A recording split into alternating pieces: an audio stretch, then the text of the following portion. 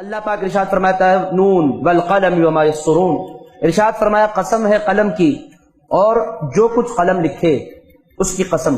پتہ کیا چل رہا ہے؟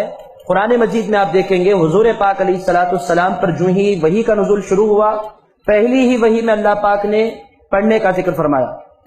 اب یہ دوسری تیسری وحی ہوگی، اس میں اللہ پاک نے قلم کی قسم اٹھائی، قلم اور قلم جو کچھ لکھے اس کی قسم، یہ اللہ پاک ارشاد فرما رہا ہے۔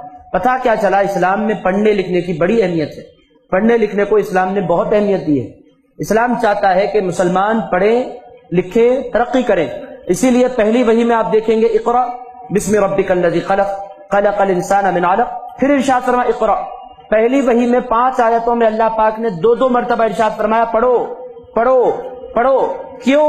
ساری ترقیاں انسان کے علم سے وابستہ ہوتی ہیں۔ اللہ تعالیٰ چاہتا ہے کہ بندے پڑھیں، اور اس آیت میں اللہ پاک نے قسم اٹھائی، کس کی؟ پین کی۔ آپ دیکھ رہے ہیں پین، اس کی قسم اللہ پاک ارشاد فرما رہا ہے۔ کیا ویلیو ہوگی اس کی آپ اندازہ لگائیں۔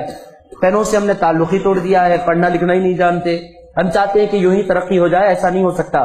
دنیا میں ترقی کا دار و مدار، پچھلے درس میں بھی میں نے آپ کی خدمت میں عرض کیا تھا، آج بھی آپ کی خدمت میں عرض کر رہا ہوں، دنیا میں ترقی کا دار و مدار علم سے بہت گہرا ہے۔ جو قوم ترقی حاصل کرنا چاہتی ہے اسے چاہیے کہ وہ علم حاصل کرے۔ آپ نے، ہم نے 1-2 سال نہیں، تقریباً 1000 سال تک پوری دنیا کو اپنے علم کے گھیرے میں دبا رکھا تھا۔ سائنس آپ نے بنائی، جغرافیہ آپ نے بنایا، میتھس کے موجد آپ بنتے ہیں، دنیا کے سارے علوم آپ کے ذریعے دنیا تک پہنچے۔ دنیا میں جتنے علوم پانے، کیمسٹری، اس کا فادر بھی کوئی نہ کوئی مسلمان ہوگا۔ آپ دیکھیں تو اس مسلمانوں نے ایک لمبے زمانے تک علم کے ذریعے پوری دنیا پر حکومت کی ہے۔ آج عالم کیا ہے؟ مسلمان علم سے کورے ہیں، پڑھتے بھی ہیں تو پاس ہونے کے لیے پڑھتے ہیں، پڑھتے بھی ہیں تو دل لگا کر نہیں پڑھتے۔ لاٹھوری پوری دنیا کی ہمارے نوجوانوں میں آ گئی ہے، اور شرافت پورے مسلمانوں کی کسی اور قوم میں کے اندر آ گئی ہے۔ آپ جائیں کبھی پڑھنے کے مقامات پر، لائبریریز جائیں، آپ کو بڑی مشکل سے 1 آدھ مسلمان بچہ نظر آئے گا، باقی کے پورے غیر مسلم نظر آئیں گے۔ صبح سے شام تک پڑھتے پڑھتے بیٹھتے ہیں۔ کیوں؟ ان کو دنیا کمانا ہوتا ہے۔ مسلمان کو پڑھنا کیوں ضروری ہے؟ مسلمان کو پڑھنا اس واسطے ضروری ہے کہ اس کی دنیا بھی بنتی ہے، وہ ترقی کرتا ہے تو اس کا مذہب بھی ترقی کرتا ہے۔ وہ پوری دنیا پر، آپ جانتے ہیں مسلمانوں کی مجبوری کا عالم کیا ہے۔ یہ باتیں میں کیوں عرض کر رہا ہوں؟ اس واسطے کہ اللہ نے قلم کی قسم کھائی ہے۔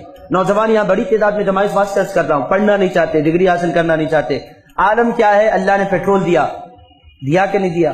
آئل دنیا کی سب سے بڑی دولت مانا جاتا ہے، آئل، تیل کو۔ اب آپ تیل اللہ نے دے دیا، نکالنا ان کو نہیں آتا۔